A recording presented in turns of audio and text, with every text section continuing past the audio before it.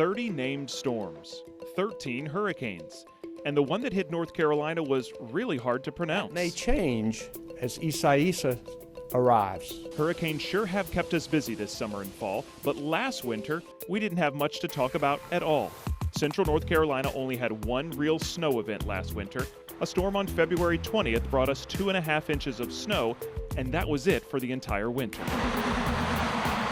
But it's not like last winter was dry. We actually saw more than 13 inches of rain, which is above our average of 9.5 for the December, January, and February timeframe. It just wasn't cold enough to turn that rain to snow.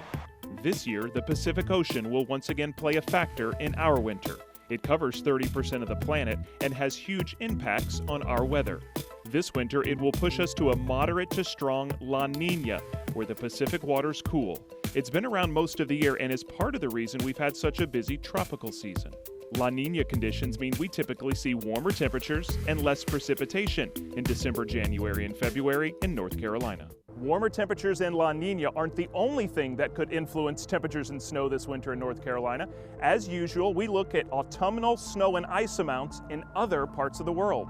Arctic sea ice and snow in Siberia, Russia, could actually impact the amount of snow and cold air we get on the East Coast and in North Carolina. This past October, we saw slightly above average snowpack in Siberia, but less than what we saw last year. The more snow we see there, the better chance we have of cold air moving from the North Pole into the U.S. this winter. Arctic sea ice around the North Pole, or lack thereof, also impacts our weather, and right now there's a record low amount, which could actually still help lead to more cold air in North Carolina this winter. But these snow and ice markers only have small impacts on our winter pattern.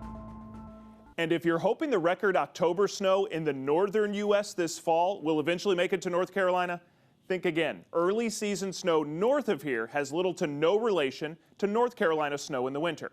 One thing you can think about, though, is our North Carolina geography. That, along with our historic temperature trends, will play a big role with our winter weather this year. How many times over the years has a winter storm come along and we find ourselves right on the rain-snow line? This setup has happened a lot.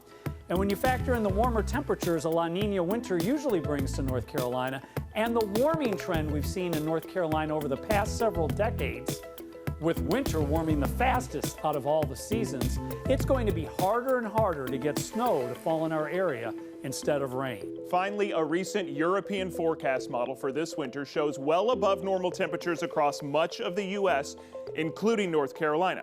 So now that we have all the ingredients for this winter's outlook, here's what we think the end result will be this winter in central North Carolina. We are likely looking at a warm winter, but not totally free from a few shots of cold air. Precipitation amounts will likely be below average, and cold air blasts from the poles may not be cold enough to turn reduced amounts of rain to snow thanks to long-term warming.